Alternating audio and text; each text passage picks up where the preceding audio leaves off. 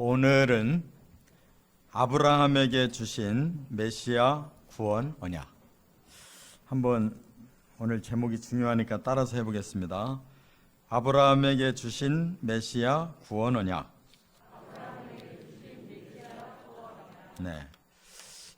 여기에 그대로 쓰시면 됩니다.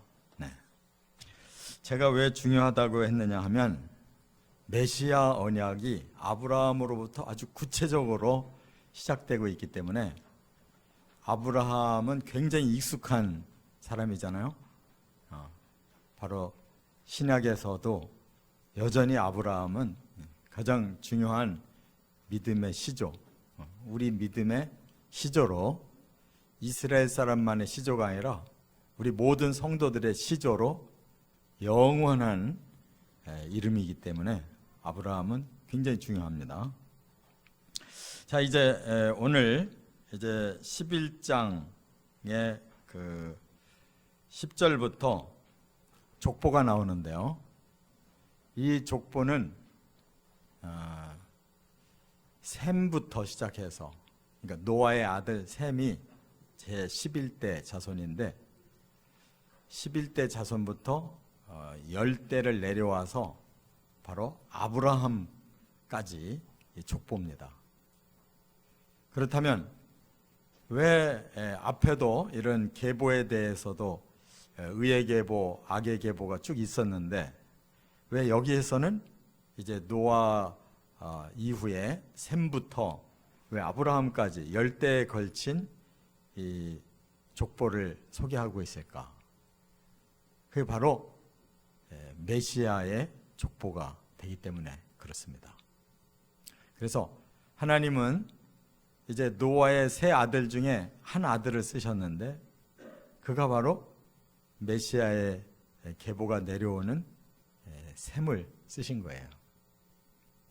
그렇기 때문에 이제 크게 보면 1장부터 11장 9절까지는 인류의 변천사를 이 모양 저 모양으로 인류가 어떤 모습으로 이렇게 역사가 흘렀는가를 보여줬다면 여기 11장 10절부터 이제 창세기 마지막 50장까지는 메시아를 통한 구원 계획을 바로 아브라함에게 주셨다는 거예요. 그래서 메시아 계보를 먼저 셈부터 아브라함까지 딱 소개를 하고 아브라함을 본격적으로 12장에 오늘 우리 읽은 이 세 절 속에서 메시아 구원 언약을 탁 주시는 걸 볼 수가 있어요. 그렇기 때문에 성경 어디보다도 그냥 우리에게 직접 와닿는 아주 중요한 메시아 구원 언약이기 때문에 이 본문이 대단히 중요하다 그 말입니다. 그래서 이제 메시아 구원 언약은 이건 절대 언약이에요. 그래서 여기서부터는 이제 요한계시록 끝까지 우리는 계속 메시아를 주시하고 내려가 보면 성경이 쫙 뚫리고 점점 확실하게 예수님을 통한 구원의 원리를 더 구체적으로 우리에게 가르쳐주고 계시다 그 말입니다. 그래서 아브라함은 우리가 먼 사람으로 생각하면 안 돼요. 우리 시조입니다. 믿습니까? 우리 어떤 시조? 믿음의 시조. 혈통은 직접 이스라엘 사람의 시조가 됐지만 아브라함은 하나님이 더 기뻐하시는 믿음의 시조로 우리는 아브라함의 자손이 된 거예요. 자, 그래서 오늘 이제 11장과 여기 12장에서 우리는 세 가지 하나님이 메시아 구원 언약을 어떻게 주셨는지를 세 가지의 그 과정을 통해 알 수가 있어요. 이것만 확실하게 깨달으면 우리는 메시아를 알 수가 있고 그 구원의 핵심이 뭔지를 알 수가 있어요. 그리고 이 중요한 메시아 구원 언약 주시려 하나님이 얼마나 이 셈부터 아브라함까지 10대를 통해서 그걸 준비를 해주셨는 걸 알 수가 있어요. 족보는 그냥 읽으면 딱딱하고 사람 이름만 쭉 나오고 몇 살까지 살았다는 것만 얘기하니까 막 무의미하게 들리는데 오늘 이 메시아 주인공을 위해서 이 족보를 주신 것을 쫙 훑어가면 그게 아니에요. 기대하시라. 개봉은 아니고 지금 한참 좀 진행 중이에요. 자, 첫째는 11장 10절부터 32절까지 메시아 구원 언약을 준비하셨다는 거예요. 준비. 노아 이후로 아브라함까지 이 열대가 내려오는 동안 하나님은, 우리는 아무것도 모르고 있었지만 하나님은 한 가지에 초점을 맞춰서 준비하고 계셨어요. 그 열대 동안. 그게 바로 뭐냐? 메시아 구원의 언약을 주시려고 아브라함 주인공이 나타날 때까지 준비해 가셨다는 거예요. 그럼 어떻게 준비했는가를 우리가 봐야 됩니다. 자, 먼저 셈은 아까 제가 말씀드렸죠. 노아의 세 아들 중에 바로 셈이 하나님께 쓰임 받아서 여호와를 찬송하라. 셈은 여호와를 찬송하라 그랬어요. 그 말은 뭐예요? 여호와를 위해 쓰임 받은 아들이 됐다는 거예요. 그래서 노아가 새 인류의 시조가 됐는데 그게 누구로 내려가느냐? 바로 셈으로 내려가요. 그래서 하나님께서 이제 시의 계보로 메시아를 지금 쭉 소개하려고 지금 진행 중에 계신 거예요. 자, 그 다음에 중요한 사람이 누구냐? 여기 16절에 가보면 에벨이라는 사람이 나와요. 에벨. 근데 뭐 계속 그냥 사람 이름만 쭉 얘기하니까 하나도 뭐 누가 중요하고 덜 중요한지 모르겠는데, 이걸 깊이 공부하는 사람들은 바로 그 여러 대 속에서도 중요한 인물이 숨어 있다는 걸 알 수가 있어요. 이 에벨이라는 사람 왜 중요하냐? 14대인데 그 이름의 뜻에서 아주 중요한 힌트를 발견해요. 이 에벨은 건너온 자라는 뜻이에요. 건너온 자. 그래서 이 에벨이 이제 조금 언어가 조금씩 바뀝니다. 이브루라는 이름에서 그 다음에 히브리라는 그 단어까지 이어져 나와요. 그럼 뭐 히브리가 뭐가 중요하냐? 바로 히브리라는 말은 강을 건너왔다는 뜻이에요. 강을 건넜다. 그 강 건넌 게 뭐가 중요하냐? 이게 바로 구속사의 시작이에요. 이 강은 어디를 말하냐면 바로 최초의 문명인 메소포타미아 문명을 일으키게 된 두 강이 있어요. 북쪽으로는 티그리스 강이 있고 남쪽으로는 유브라데 강이 흐르고 있는데, 이 에벨이라는 사람이 바로 그 강을 건너서 내려온 사람이에요. 그 왜 강을 건넜다는 말이 이게 중요하냐? 그 시대에는 지금 메소포타미아 문명이 거기 신할 땅이라는 데, 이 티그리스 강과 유브라데 강 그 사이가 바로 신할 땅인데 거기에 최초의 문명이 세워졌는데 누가 세웠다고 그랬어요? 어제? 니무롯이 세웠다고 그랬는데 다른 사람 어디 딴 데서 들은 거 아니에요? 니무롯이라는 이 함의 계통에서 구스라는 사람의, 구스가 이 아프리카의 그 제일 장자예요. 그가 이제 낳은 또 니무롯이라는 아들이 아주 그 당시에 대단한 인물이었단 말이에요. 그래 그 사람부터 이제 문명이 구체적으로 시작해서 바벨탑을 쌓았다고 그랬어요. 그런데 그 문명은 하나님이 없는 문명이에요. 그 시대에 벌써 하나님 다 잊어버렸단 말이에요. 언제 홍수 났는데 금방 잊어버렸단 말이에요. 그래서 그들은 생각이 이제 온통 자기들 생각으로만 모든 걸 다 해결하는 거예요.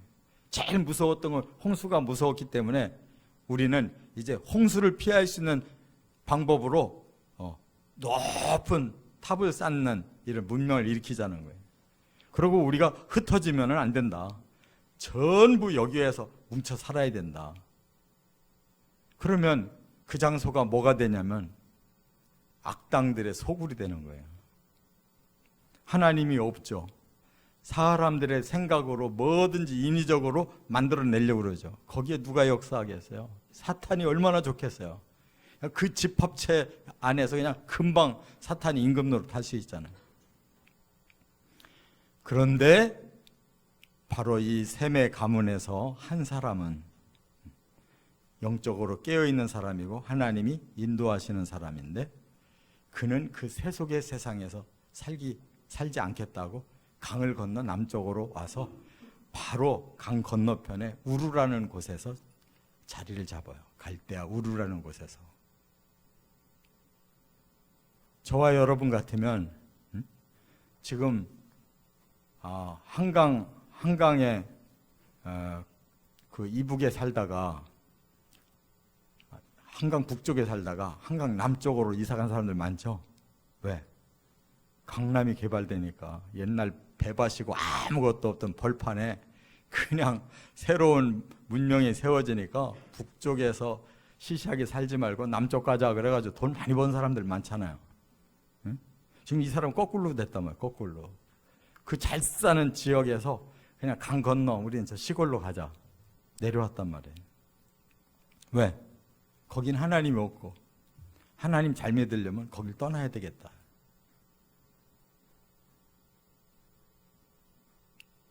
우리의 영적 시각이 이렇게 띄어져 있어야 메시아 구원 언약에 합류할 수가 있다는 거 믿으시 바랍니다.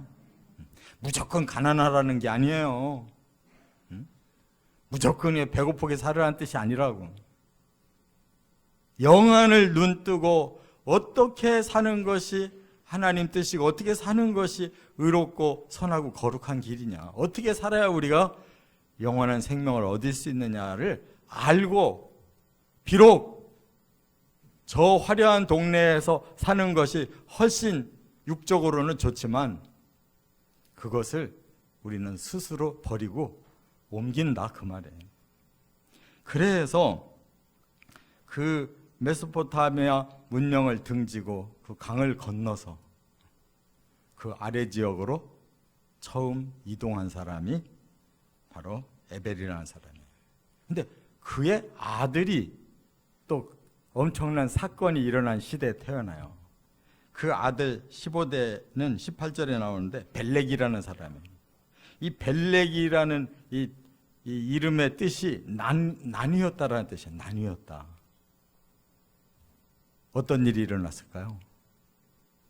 바로 이 에벨이 그 선견 지명을 가지고 거길 떠난 후에 그 뒤에 어떤 사건이 일어나요? 바로 11장에 8절과 9절에 보면요, 그때에 하나님께서 이놈들 안 되겠다, 여기에 그냥 놔두면은 바로 또 심판받을 수밖에 없구나라고 생각하시고 그들을 어떻게 하기로 하셨어요? 바벨탑을 중지시키고 사람들을 흩어버리시기로 작정하셨어요. 어떤 방법으로 흩었어요?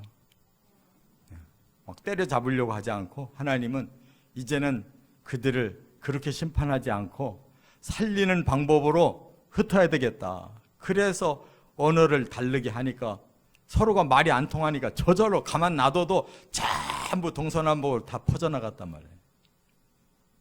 하나님 얼마나 지혜로워요. 그런데 그런 하나님을 잘 믿는 사람은 선견지명이 있어서 미리 나온다니까. 그 땅은 악한 땅이 돼버리고 그 땅은 더 저주받는 땅이 돼버리기 때문에 하나님께서 사랑하는 자들은 미리 피하는 거예요. 그래서 그 땅이 점점 황무지가 되어서 오늘날의 중동 지역, 그 중에도 이라크 나라가 된 거예요. 그 나라는 뭘로 구성되어 있어요? 사막으로, 광야로 구성되어 있다. 거기가 얼마나 사람 살기 좋은 문명 지역이 있는데 이 중동 지역이 다 사막화가 돼버렸잖아요. 하나님께서 이렇게 사람들을 사랑하셔서 흩어야만 전 세계로 퍼져서 생육하고 번성하고 충만해져야 그들을 그리스도를 만나서 구원시킬 수가 있기 때문에 흩어놓으신 거란 말이에요. 뭉쳐놓으면 바로 사탄의 집이 되고 당장 더 큰 환란이 쏟아질 것이기 때문에 하나님이 우리 언어를 달리해서 흩어주신 게 은혜인 줄 믿으시 바랍니다. 근데 사람들은 자꾸 언어를 소통해가지고 다시 뭉치려고 야단들해. 영어 좀 모르는 게 더 좋을 수가 있어요. 자꾸 저 뉴욕 월가로 자꾸 모이려고 그러면은 빨리 망할 수가 있어. 그렇게 좋은 게 아니에요. 하나님 흩어놨거든. 그냥 흩어진 대로 살으라고. 너무 영어 잘하려고 힘쓰지 말고. 하나님 뜻대로 살면 돼요. 한국어만 잘해도 돼. 이와 같이 하나님께서 우리 인류를 위해서 이렇게 빼낼 자는 빼내고 흩을 자는 흩어서 하나님이 더 많은 영혼을 구원하려고 준비하시고 메시아를 주실 때를 기다리고 있었다 그 말이에요. 그리고 이제 근접해서 19대에 내려오니까 데라라는 사람이 나타나요. 데라가 누구냐면 아브라함의 아버지란 말이에요. 이 데라가 어디 살았다고 거기 소개되어 있어요. 갈대아 우르에 살았단 말이에요. 그러니까 벌써 여러 대 내려와서 갈대아 우르에서 터를 잡은 사람들인데 이 데라가 갈대아 우르를 떠나요. 그래서 다른 본문을 보면 그들이 가나안 땅으로 가려고 작정을 하고 아브라함 내외를 데리고, 그리고 이 아들 중에 한 아들이 먼저 죽었어요. 그래서 손자가 하나 남아 있었다고. 그게 바로 롯이에요. 그래서 데라라는 이 아버지가 아브라함 아들 내외 그리고 손자 롯을 데리고 떠났어요. 떠났는데 어디까지 왔냐면 하란이라는 곳까지 왔단 말이에요. 근데 거기서 늙어서 그냥 죽었어요. 그런데 하나님께서 아브라함을 처음으로 가나안 땅으로 끌고 가시려고 하는 줄 알았는데 그게 아니란 말이에요. 이미 데라부터 변화가 왔어요. 여호수아 24장에 보면요, 이 데라가 뭐 하던 사람인가를 밝히고 있는데 그가 우상 섬기던 사람이라는 거예요. 여호수아 24장 2절과 3절을 읽어보면 데라의 그 정체를 밝혀요. 거기서 그가 갈대아 우르에서 조상이 닦아놓은 곳에서 여러 대를 살았는데 거기까지 우상이 들어온 거예요. 그 우상 섬기는 사람이었단 말이에요. 그런데 그의 마음에 변화가 온 거예요. 그래서 여기를 떠나야 되겠다 해서 가나안 땅을 가려고 쭉 덧어서 가다가 하란에 머물러서 거기서 그냥 죽게 됐어요. 자, 그러면 하나님께서 그 다음 아들인 아브라함을 부를 때는 어디서 불렀을까요? 하란에서 불렀죠. 어디서 불러? 너무 어렵게 생각하지 마세요. 그 아버지가 갈대아 우르를 먼저 떠났다고요. 아브라함이 거기서 떠난 사람이 아니에요. 이미 하란까지 아버지 모시고 살다가 아버지는 돌아가셨고 거기에 자기 부부하고 조카 롯을 데리고 살고 있었는데 하나님이 아브라함을 거기서 불렀단 말이에요. 성경은 이렇게 정확한 거예요. 대충 우리가 읽으면 안 되는 거예요. 그래서 에벨부터 그 신할 땅 메소포타미아 문명의 세계를 건너오게 하시고 건너와서 쭉 살다가 바로 그 아버지 누구라고 그랬어요? 데라를 통해서 다시 옮기게 하셔서 하란까지 옮겨놓고 그리고 나서 이제 아브라함을 만나주시기 시작한 거예요. 깨달으시 바랍니다. 이처럼 하나님의 계획은 얼마나 치밀하게 그 긴 역사 속에서 차근차근 하나님의 계획을 실천해서 사람들을 흩어서 구원받을 수 있는 기회를 주고 메시아의 계보를 또 섭리하셔서 그렇게 하나님의 뜻을 받아들이는 자들을 쓰시면서 점점 하나님의 중심 무대로 옮기고 계시다는 거예요. 두 번째, 이제 12장으로 딱 넘어와서 1절에 보니까 이제 하나님이 행하신 일이 뭐예요? 메시아 구원 언약을 아브라함에게 주셨다는 거예요. 아브라함이 그걸 밝히셨어요. 메시아 구원 언약을. 자, 한번 1절을 같이 한번 다시 읽어보겠습니다. 여호와께서 아브라함에게 이르시되 너는 너의 고향 친척과 아버지의 집을 떠나 내가 네게 보여줄 땅으로 가라. 네. 아브라함에게 직접 나타나셨어요. 하나님이. 이런 일이 드물었잖아요. 그렇죠? 네. 우리가 처음 아담과 하와 시대 그리고 아벨까지는 바로 하나님을 잘 경외하고 있었던 시대잖아요. 그 다음에 이제 셋을 대신 주시고 에노스 때에 바로 여호와를 섬기기 시작했잖아요. 그리고 7대인 에녹 시대에 여호와와 동행하면서 바로 하나님을 잘 섬겼더니 그냥 하늘 올라갔잖아요. 그리고 10대에 그 당시 하나님 섬기는 유일한 이 노아를 택하셔서 완전한 자다. 그리고 은혜를 베풀어서 그 시대에 홍수에서 8사람 살려냈잖아요. 그리고 모처럼 지금 10대가 지난 후에 다시 모처럼 아브라함에게 하나님 나타나셨다고. 왜 나타나셨을까? 뭐가 달라서? 뭐가 달랐을까요? 믿음이 달랐던 거예요. 잘 알잖아요. 아브라함은 바로 믿음이 어느 누구보다도 출중했기 때문에 하나님이 그 한 사람을 그 자손에서 뽑으신 거예요. 자, 그래서 어떻게 말씀했느냐? 너의 고향을 떠나라 그랬어요. 그 사람 고향은 어디였어요? 저 갈대아 우르 출신이란 말이에요. 거기에 조상들이 강을 건너와 좀 오래 살았단 말이에요. 그래서 아브라함에게 붙은 별명이 뭐냐? 히브리인이라고 부르기 시작한 거예요. 저 가나안 땅으로 와서 보니까 사람들이 너 어디 출신이야? 그러니까 저 갈대아 우르 출신입니다. 그러니까 강 건너온 자구만. 히브리인이야. 그래서 창세기 14장에 가보면 아브라함을 그 사람들이 뭐라고 부르냐? 히브리인이다 부른 거예요. 거기서부터. 그래서 아브라함이 그 고향을 떠나라고 하신 거고 그 다음에 친척과 아버지의 집을 떠나라 말씀한 거예요. 거기가 어디예요? 지금 살고 있는 하란이란 말이에요. 너는 여기 머물면 안 돼. 떠나야 돼. 그럼 어디로? 가르쳐주셨어요? 안 가르쳐주셨어요. 네게 보여줄 땅으로 가라 그랬어요.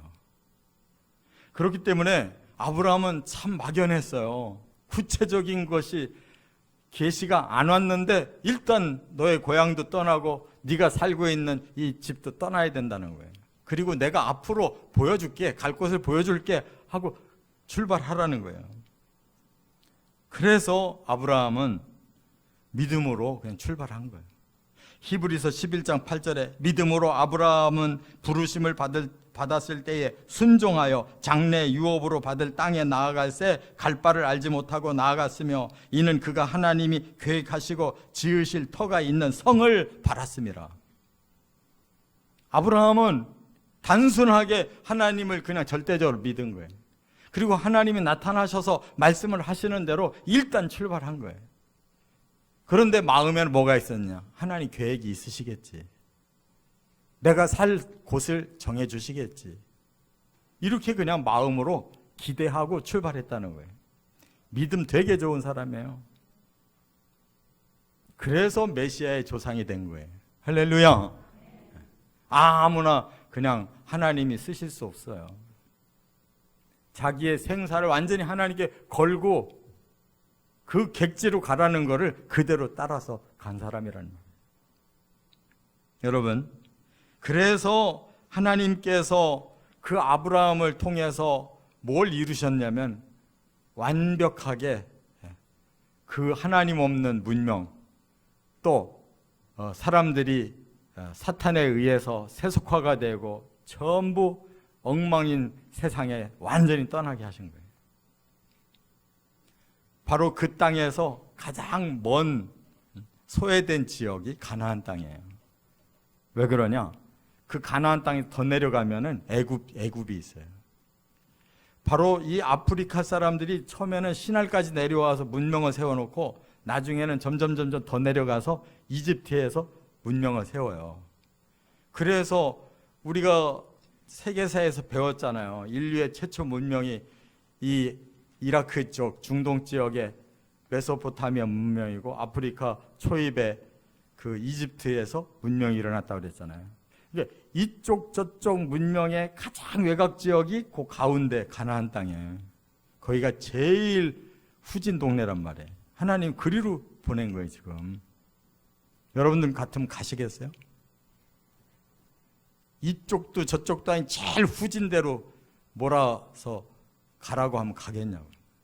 근데 아브라함은 그냥 하나님 계획이 있으시겠지, 내가 살 성이 있겠지, 막연하게 그냥 하나님 믿고 갔다는 거예요.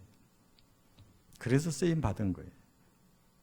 자, 그렇기 때문에 여기에서 그 원리가 있어요. 우리가 하나님께서 하시는 말씀에는 그 깊은 단어가 숨어 있다는 걸 깨달아야 돼요.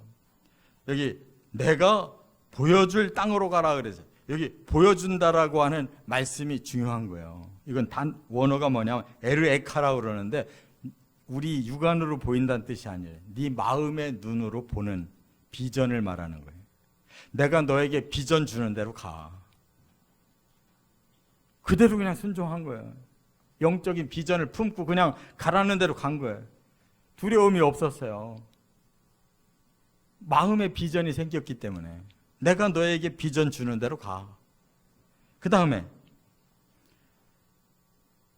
가라라는 이 말도 굉장히 중요한 거예요. 레크라고 그래요. 이 단어는 뭘 말하느냐면 네 스스로 결정해, 그런 뜻이에요. 그냥 내가 가라고 하니까 끌려가지 말고 네 스스로 자진해서 결단하고 가, 그 말이에요. 책임이 누구에게 있어요? 자신에게 있는 거예요. 내가 가란다고 무조건 끌려가지 말고 네 자신의 마음에 비전을 품고 너의 결단으로 가, 그런 뜻이에요. 그렇게 한 사람이에요. 오직 하나님만 믿고. 할렐루야. 하나님 믿으니까 하나님이 원하시는 비전이 그 마음속에 들어갔고, 하나님을 믿으니까 그 마음에 결단이 생겨서 그냥 후회 없이 간 거란 말이에요. 자, 끝으로 세 번째가 중요해요. 12장 2절과 3절에 보니까 메시아 구원 언약의 핵심을 밝혀주셨어요. 놀라운 말씀이에요. 창세기 12장 2절과 3절에 바로 하나님이 메시아를 통해 어떻게 인류를 구원하시려고 하는지 아브라함에게 다 밝혀주셨다는 것을 깨달을 수가 있어요. 한번 2절 같이 읽어보겠습니다. 내가 너로 큰 민족을 이루고 내게 복을 주어 내 이름을 창대하게 하리니 너는 복이 될지라. 여기서 큰 민족을 이루어주겠대요. 우리는 생각합니다. 야, 아브라함이 과연 그 후손들이 얼마나 큰 민족을 이뤘을까. 일단 이스라엘이 하나의 나라가 됐죠. 그리고 이스마엘을 통해서 지금 중동 지역의 그 아랍인들이 전부 아브라함의 후손이에요. 그 정도면 큰 민족이긴 하죠, 그죠? 그러나 하나님의 비전은 그 정도가 아니에요. 진짜 큰 민족은 뭐냐? 바로 메시아를 통해서 구원받은 전 세계, 과거로부터 예수님 다시 오시는 그날까지 모든 믿는 자들의 공동체가 큰 민족이라는 걸 깨달으시 바랍니다. 하나님은 뭐 이스라엘만 쳐다보고 아랍 사람만 쳐다보는 하나님이 아니에요. 메시아를 지금 아브라함에게 지금 언약을 주시기 때문에 앞으로 너는 메시아를 통해서 큰 공동체의 시조가 될 거야. 너로 시작해서 큰 영적 민족이 나타날 거야. 그런 말씀이에요. 그 다음에 내 이름을 창대하게 하리라, 이렇게 말씀하셨어요. 아니, 아브라함의 이름이 창대해진다는 뜻이 뭘까요? 그것은 아브라함의 이름을 말하는 게 아니에요. 전부 메시아를 얘기하는 거야. 메시아가 큰 민족을 이루고 메시아의 이름이 창대해지고 또 네가 복이 될지라, 메시아가 복이 될지라 그 말이에요. 할렐루야. 바로 그런 메시아를 너를 통해 보내겠다 그 말이에요. 그러니까 아브라함이 주인공이 아니에요. 아브라함은 거기에 도구로 쓰이는 거예요. 메시아를 통해 큰 민족 구원의 공동체를 이루어야 되고, 그 메시아의 이름이 온 세상에 창대해져 가지고 바로 인류의 구원자가 되고, 그 메시아가 복의 근원이 돼서 인류를 구원시키고 영생하는 복의 근원자가 되고, 그 말이란 말이에요. 근데 우리는 이 본문 가지고 얼마나 어떻게 써먹었어요.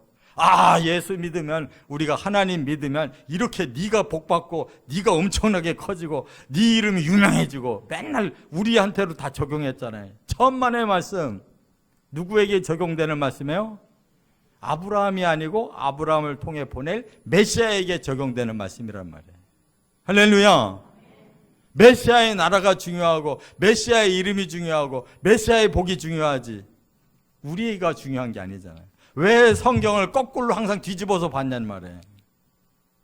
내가 아무리 창대하면 뭐해요? 메시아를 통해서 우리가 복도, 이름도, 민족도 거기에 소속되는 게 중요한 거지. 그래서 바로 아브라함은 그걸 믿음으로 받아들이고 순종했더니 예수님이 누구를 통해 오셨느냐? 아브라함과 다윗의 자손으로 오셨다고 마태복음 1장에 탁 시작하고 들어가잖아요. 바로 메시아는 그 아브라함의 믿음을 통해서, 다윗의 믿음을 통해서 그 믿음의 계보로 오셨다 그 말이에요.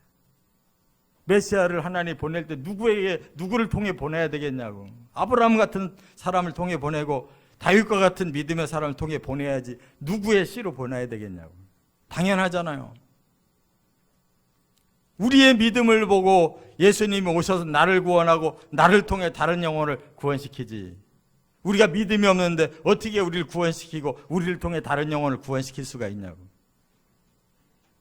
우리는 자꾸 뭘 통해서 어떻게 복을 받나 나를 중심으로 생각하는데 하나님은 그렇게 생각하지 않아요. 그냥 아브라함을 쓰시는 거예요. 다윗을 쓰시는 거라고. 전 인류를 구원하고 싶어서 이 비전에 우리가 동참해야 쓰임받을 줄 믿습니다. 그래서 바로 이것을 풀어준 말씀이 갈라디아서 3장 16절인데요. 이렇게 말씀했어요. 이 약속들은, 이게 뭐예요? 메시아 구원 언약은 아브라함과 그 자손에게 말씀하신 것인데 여럿을 가르쳐 그 자손들이라 하지 아니하시고, 이 말은 뭐예요? 아브라함이 이스마엘도 낳고 이삭도 낳고 그두라를 통해 6 아들들을 낳잖아요. 적어도 8명의 자손이 퍼졌잖아요. 그런 자손들을 통해서 그렇게 하겠다는 뜻이 아니었다. 한 자손을 통해서 그렇게 하시겠다라는 뜻이었다. 그 한 자손이 바로 메시아를 가리키는 것이다 라고 지금 갈라디아서 3장 16절에 풀어준 거란 말이에요. 그러면 우리가 창세기 12장 가지고 이렇게 풀어야지, 엉뚱하게 풀면 안 된다 그 말이에요. 아브라함은 메시아를 위해서 쓰임받은 사람이에요. 아브라함의 그 혈통을 따라 자식들을 많이 낳았다는 게 중요한 게 아니라는 말이에요. 그런데 그걸 거꾸로 해석한 사람들이 바로 이스라엘 사람들이고 중동 사람들이에요. 그래서 만들어내는 종교가 유대교와 이슬람교란 말이에요. 육적으로 풀어가지고 지들이 선민인 거야. 지들만 선택받은 축복받은 민족이라는 거야. 세상에서 온갖 엉망으로 하나님을 믿은 것들, 그것들인데, 근데 우리 기독교가 그 짓을 하고 있다니까. 또 똑같이 그 사람들의 종교와 똑같아지고 있어요. 하나님은 막 우리만 축복하는 거야. 막 우리의 하나님이고 천만에. 아브라함도 도구로 쓰셨고 다윗도 도구로 쓰실 뿐이고 예수 그리스도를 통하여 전 인류에게 복을 주시려고 하신 것이다 그 말에. 우리 복을 위해서가 아니고 전 인류를 다 구원하고 싶으셔서 그 마음을 품어야 우리는 바로 메시아의 비전에 동참할 수가 있는 거예요. 깨달으시 바랍니다. 그래서 이 약속들은 아브라함과 그 자손에게 말씀하신 것인데 여럿을 가리켜 그 자손들이라 하지 아니하시고 오직 한 사람을 가리켜 내 자손이라 하셨으니 아브라함에게 말씀하신 너의 자손을 통해서 복을 받게 하리라 하신 것은 바로 그리스도라라고 지금 해석한 거란 말이에요. 그러면 어디 그런 자손이라는 말을 하셨느냐? 더 구체적으로 말씀한 부분이 창세기 22장 18절이에요. 아들 이삭 잡아 죽여라. 그리고 실제로 순종하려고 하니까 하나님이 말리고서 이런 말씀하셨거든요. 창세기 22장 18절에 내 씨로 말미암아 천하 만민이 복을 받으리니 그랬어요. 여기서 씨라는 이 단어가 단수예요. 이게 자손이라는 단어예요. 네 자손, 한 사람의 자손을 통해 누가 복 받는다고요? 우리가? 아니, 천하 만민이. 할렐루야. 하나님 마음을 알아야 돼요, 우리가. 저놈은 복 못 받아도 나는 복 받아야 돼. 이러면 이건 종교지. 이거는 하나님의 말씀이 아니에요. 그래서 바로 그 씨, 그 한 분의 자손, 예수 그리스도가 이 땅에 오시는데 하나님 초점 맞추셨단 말이에요. 모든 다른 사람은 다 쓰신 것뿐이에요. 주인공이 아니에요. 예수 그리스도만이 주인공인 줄 믿습니다. 그래서 오신 예수 그리스도를 통해서 큰 영적 민족을 이루셨는데 거기가 교회예요. 교회. 일산교회만이 아니에요. 모든 지교회가 다 합해진 하나의 공동체를 이루는 것이 메시아의 일이에요. 거기에 우리는 한 가지로 지금 들어와 있단 말이에요. 그렇기 때문에 그 교회가 예수님이 다시 오시면 뭘로 변화돼요? 천국으로 변화되는 거예요. 천국이 완성돼서 우리는 그 나라 백성이 되는 거예요. 그야말로 천국의 큰 민족의 한 사람으로 들어가는 거예요. 이 비전을 품으시기 바랍니다. 뭐 땅에 뭐 어느 정도 차지하는 민족이 되면 될까? 한국은 그런 민족 되면 안 돼요. 천국의 아주 큰 공동체를 이루는 그 민족으로 많이 들어가야지. 그리고 이제 아브라함이 바로 내가 복이 되리라 이렇게 말씀했는데 그게 뭐냐면 복의 근원이 된다는 뜻이에요. 아브라함이 아니에요. 바로 아브라함을 통해 오실 메시아가 복의 근원이라는 거예요. 우리는 예수를 믿고 예수를 따르는 그 자체가 복을 받고 있는 거예요. 근원을 따라가고 있기 때문에. 그 복의 그 마지막 그 결정체가 천국인 거예요. 할렐루야. 3절을 보시면 너를 축복하는 자에게는 내가 복을 내리고 너를 저주하는 자에게는 저주하리니 땅의 모든 족속이 너로 말미암아 복을 얻을 것이라. 여기서 계속 너 그러는데 너가 누굴까요? 그렇죠. 이젠 제대로 아시네. 여기서 아브라함 그러면 제가 미워할 거야. 그렇게 가르쳐줬는데도 못 알아듣고 끝까지 너 아브라함을 축복하는 자에게는 내가 복 주고 너 아브라함을 저주하는 자에게는 내가 저주하고 땅의 모든 족속이 너 아브라함으로 말미암아 복을 얻을 것이라. 이렇게 해석하는 사람은 잘못된 거예요. 바로 아브라함을 통해 보낼 메시아를. 그래서 결과적으로 메시아가 마지막 할 일은 뭐냐? 복 받을 자에게 복을 주고 저주할 자에게 저주를 주는 심판의 주로 세워지는 거예요. 메시아가 마지막 할 일을. 할렐루야. 그 일을 하시기 위해 재림하시는 거예요.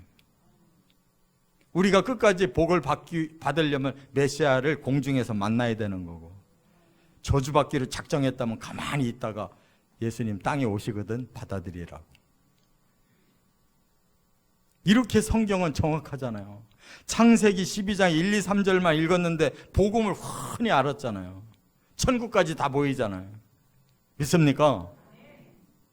그 심판 때를 바로 메시아가 앉으셔서 인류를 다 마지막 심판하시. 끝까지 메시아를 받아들이지 않고 지멋대로 생각하는 자들을 끝까지 저주받을 거예요. 그 메시아를 받아들이는 자들만 바로 복을 받는 거예요. 그 하나님은 천하 만민이 다 복을 받았으면 하는 것이 하나님의 소원이에요. 이 마음을 품고 아브라함을 통해 주신 그 메시아를 저와 여러분들이 꼭 믿고 섬겨서 끝까지 주의 길을 가시기를 주의 이름으로 축원합니다. 축원합니다.